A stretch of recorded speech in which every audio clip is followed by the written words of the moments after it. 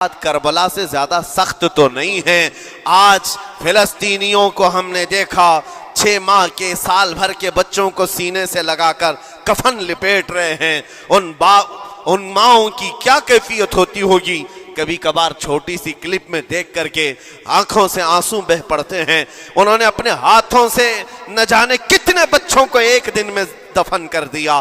80 میتوں کو ایک قبر میں ڈال دیا کرتے ہیں۔ ان فلسطینیوں کو لاکھوں سلام، ان کے جذبات کو اور ان کی استقامت کو ہم تو دعا یہی کرتے ہیں، ان فلسطینی مسلمانوں کے برابر پوری دنیا کے مسلمان نہیں ہو سکتے۔ ہم تو ایک ناشتے پر صبر نہیں کر پاتے، وہ اپنے 10 بچوں اور خاندان والوں کے کٹے ہوئے چھیٹڑوں پر بھی کہتے ہیں اللہ ہمارے ساتھ ہے۔ ساری مصیبتیں دیکھ کر کے بھی وہ کہتے ہیں اللہ ہمارے ساتھ ہے۔ ان کے گھر اڑا دیے گئے، تباہ کر دیے گئے، راکھ میں بدل دیے گئے، اور نیوز اینکر یہ دجالی میڈیا وہاں جا کر کے ان کے زخموں کو کھرید کر کے پوچھتا ہے تمہارا مال کیسے آئے گا، تمہارا گھر کیسے چلا گیا، لیکن ان حالات میں بھی وہ مسکرا کر کہتے ہیں اللہ نے دیا تھا، پھر اللہ ہے اور اللہ دے گا۔ ان کے ایمان کے برابر ہم نہیں ہو سکتے، لیکن میرے عزیزو پوری دنیا کے مسلمانوں میں اس مسئلے نے آج ایک اتحاد کی فضا قائم کی ہے۔ اگر ہمارے درمیان آج بھی اتحاد نہیں ہو سکتا تو پھر میرے عزیزو شاعر نے سچ کہا تھا، جگہ جگہ کے تھک چکے ہیں تمہیں یہ ہنگامے، نشاط لذت خواب گراں بدل ڈالو، غلط روی سے منازل کا بعد بڑھتا ہے، مسافر و روش کارواں بدل ڈالو۔ آج کے حالات تمہیں اگر نہیں بدلنے پر مجبور کیے تو پھر بتاؤ کون سے حالات تمہیں بدلیں گے، کب تم بدلو گے؟ لیکن ان حالات پر آج بعض لوگوں نے یہ کہنا شروع کیا۔ میں نے چند دنوں پہلے ایک آیت پڑھی تھی، ایک بیان میں کہا تھا اللہ قرآن میں فرماتا ہے هو الذی ارسل رسولہ بالہدی ودین الحق لیظہرہ علی الدین کلہ، وہ اللہ ہے جس نے حق دین کے ساتھ اپنے رسول کو بھیجا ہے اور ہدایت کے ساتھ اپنے رسول کو بھیجا ہے۔ کیوں بھیجا ہے؟ لیظہرہ علی الدین کلہ، تاکہ وہ رسول پوری دنیا پر یہ دین غالب کرے، یہ دین غالب آئے گا۔ تو بعض مجھ سے کہنے لگے مولانا سٹیج پر بیٹھ کر چلاتے ہو، کئی کرسیوں پر بیٹھ کر کہتے ہو کہ تمہارا دین غالب آئے گا، تمہارا دین تو آج ٹکڑے ٹکڑے کیا جا رہا ہے، کوئی کچھ نہیں کر پاتا۔ ان ظالموں کو میں یہ کہتا ہوں، ان کو یہ میں کہتا ہوں، ان تمام حالات سے تم ہرگز یہ مت سمجھنا کہ دین غالب آئے گا۔ چاند پر بھی گہن لگتا ہے، لیکن جب گہن چھٹتا ہے تو چاند پورے آب و تاب کے ساتھ چمکتا ہے۔ آج اگر امت مصطفیٰ پر گہن لگا ہے تو میں اپنے ان تمام نوجوانوں سے جو ابھی عنفوان شباب میں داخل ہوئے ہیں، ابھی یہ دنیا کو دیکھنے کے قابل بنے ہیں، میں ان سے کہتا ہوں ان آندھیوں سے، ان طوفانوں سے گھبرا کر کے نہ تمہیں دین بدلنے کی ضرورت ہے، نہ تمہیں اپنا مسلک و مذہب بدلنے کی ضرورت ہے، بلکہ میں یہ کہتا ہوں نہ گھبراؤ مسلمانوں، ابھی خدا کی شان باقی ہے، ابھی اسلام زندہ ہے، قرآن باقی ہے۔ یہ ظالم کافر کیا سمجھتے ہیں جو روز ہم سے الجھتے ہیں؟ ابھی کربلا کا آخری میدان باقی ہے، ابھی تو کربلا کا آخری میدان باقی ہے۔ عزیزان گرامی وقار، میرے نبی کریم صلی اللہ تعالی علیہ وسلم نے جو فرمایا وہ ہو کر رہے گا، وہ ہو کر رہے گا۔ میرے آقا صلی اللہ تعالی علیہ وسلم کا فرمان عالی شان میں سناتا ہوں۔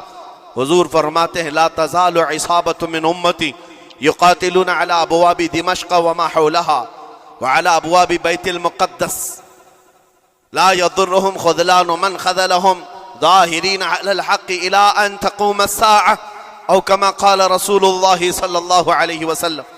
میرے آقا فرماتے ہیں قیامت تک میری امت میں سے ایک جماعت ایسی ہوگی جو بیت المقدس کے ارد گرد حق کے لیے لڑ رہی ہوگی۔ حضور نے فرمایا قیامت تک لڑتی رہے گی، لیکن ساتھ میں ان کے لیے میرے آقا نے فرمایا پوری دنیا کے برا چاہنے سے ان کا کچھ نہیں بگڑے گا۔ اس کا مطلب کیا ہے؟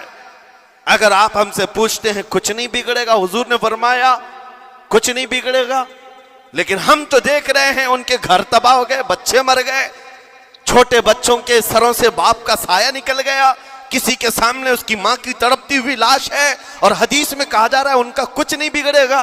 سب تو بگڑ گیا، مال بھی گیا، دکان بھی گئی، تجارت بھی گیا، گھر بھی گئے، اولاد بھی، رشتہ دار بھی، اور حدیث میں کہا جا رہا ہے کچھ نہیں بگڑے گا۔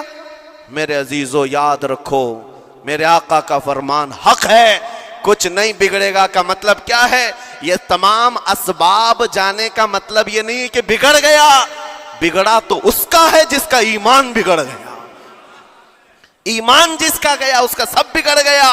اور ہم نے ان بچوں کو دیکھا ہے آج، ارے رات کو سوتے ہیں تو انہیں پتہ نہیں ہوتا صبح ہوگی بھی کہ نہیں ہوگی، لیکن اس کے باوجود ایک دل دہلا دینے والی بات میں بتاتا ہوں، مصر کی سرزمین سے لوگ پانی کے بوتلیں اور ڈبے اٹھا اٹھا کر کے بارڈر پر جا رہے ہیں، لیکن فلسطین غزہ کے وہ مسلمان کہتے ہیں اپنا پانی تم رکھو، اللہ کریم ہمارے لیے کہیں سے اپنی ہی زمین سے پانی عطا کرے گا۔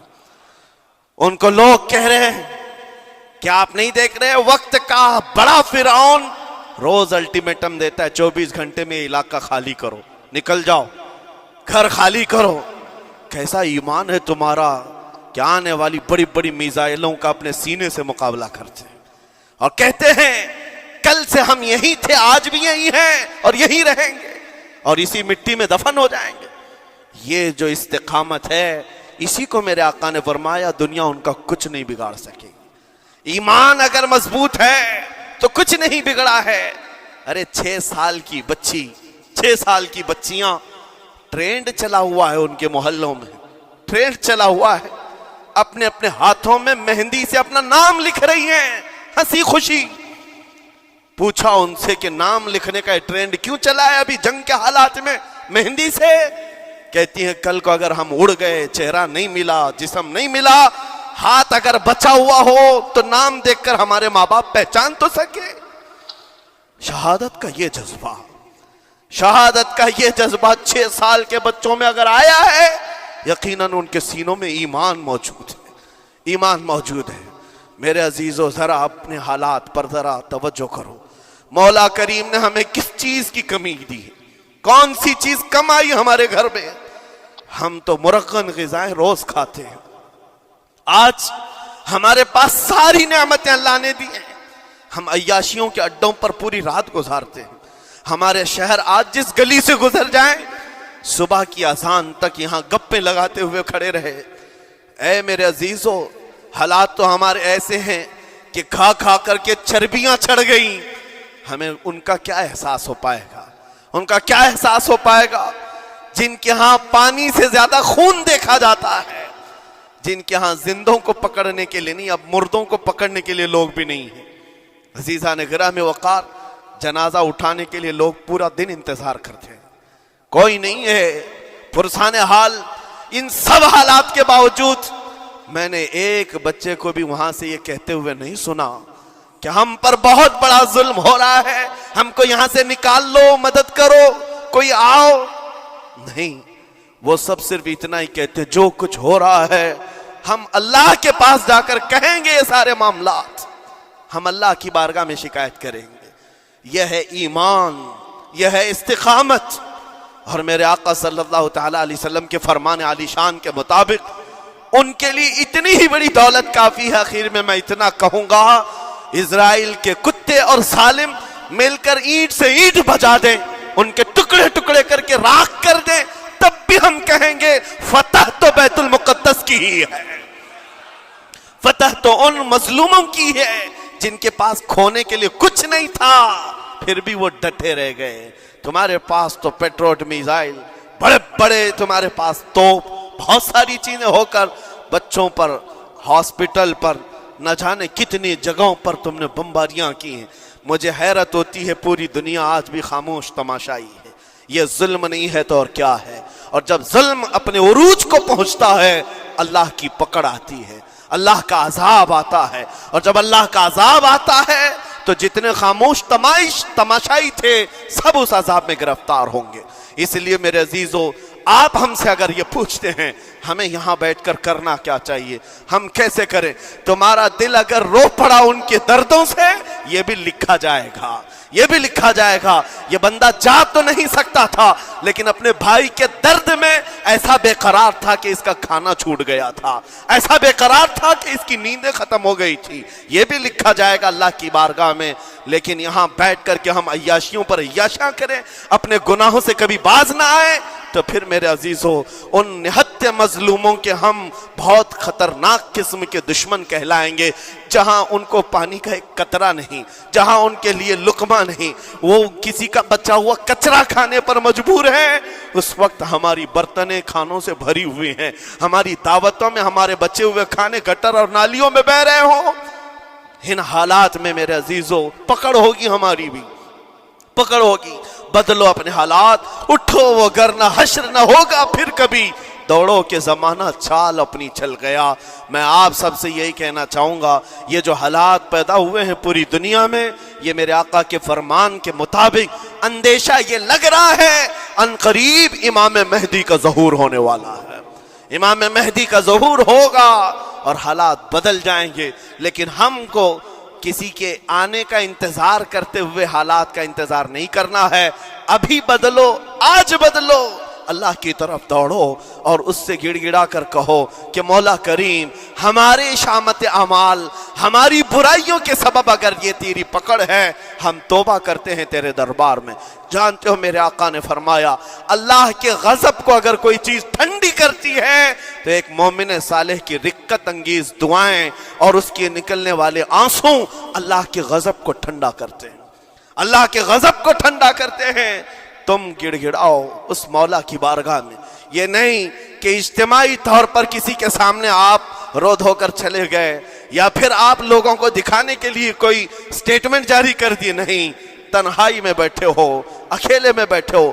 جیسے کہ کل ایک بہت اچھی چیز میں نے دیکھی تھی، ہمارے علماء نے اعلان کیا تھا پوری دنیا مل کر کے جمعرات کا روزہ رکھے، اس لیے کہ روزہ اللہ کو پسند ہے، اور افطار سے پہلے اگر کوئی دعا کرے، اول دعا ہماری ان مظلوموں کے حق میں ہو، ان ظالموں کے خلاف ہو، مظلوموں کی مدد کے لیے ہو، یقیناً اللہ کی مدد آئے گی، اور آئے گی کیونکہ قرآن بار بار کہتا ہے الا ان نصر اللہ قریب، آگاہ ہو جاؤ بے شک اللہ کی مدد بہت قریب ہے، اللہ کی مدد بہت قریب ہے۔ عزیزان گرامی وقار، میں انہی تمام باتوں سے اپنی گفتگو کو آج سمیٹتا ہوں۔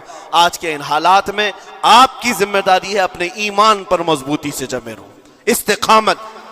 بعض لوگوں کو آج یہ لگتا ہوگا کہ وہاں حالات بگڑے ہیں تو یہ مسلمان کیا کریں گے، کیا کریں گے، ہم کیا کرنے والے، ویسے ہی ہم ختم کیے جا چکے ہیں، ٹکڑے کیے جا چکے ہیں، ہم کچھ کرنے، بس تم اپنی زندگیاں بدلو، نشہ سے باز آ جاؤ، اور جتنے خرافات ہمارے محلوں میں آئے اس سے نکالو۔ اللہ کا عذاب آتا ہے، اللہ کی رحمتیں روٹ جاتی ہیں۔ ایک بار ہم بدل لیے تو مولا کریم اپنی رحمتوں کے سائبان فرما دے گا ہم پر، اور بس ہماری تمنا یہی ہے۔ اللہ کریم کی بارگاہ میں دعا ہے قدیر و جبار خدا کہنے سننے سے زیادہ ہمیں عمل کی توفیق عطا فرما۔ اے رب کریم احسن الخالقین، ہم سب اپنے گناہوں سے سچی توبہ کرتے ہیں مولا، ہمارے گناہوں کی وجہ سے اگر تیری سخت پکڑ ہے تو مولا تو اپنے غضب کو ٹھنڈا فرما دے، تو اپنے غضب کو ٹھنڈا فرما دے مولا، تو اپنے غضب کو ٹھنڈا فرما دے۔ اے کریم خدا، تیرے حبیب کی امت تڑپ رہی ہے، اور ہر جگہ مولا ظلم و ستم کا نشانہ ان غریب مظلوموں کو بنایا جا رہا ہے جن کے پاس ایک وقت کا کھانا بھی باقی نہیں رہا۔ مولا تو اگر مدد نہیں کرے گا تو کون مدد نازل فرمائے گا؟ اے رحمان، ہمارا عقیدہ ہے تو ہی وہ خدا ہے جو ابابیلوں کو بھیج کر ابرہہ کو ہلاک کیا، تو ہی وہ خدا ہے جو بدر میں اپنے نبی کے لیے 5000 فرشتوں کو اتارا۔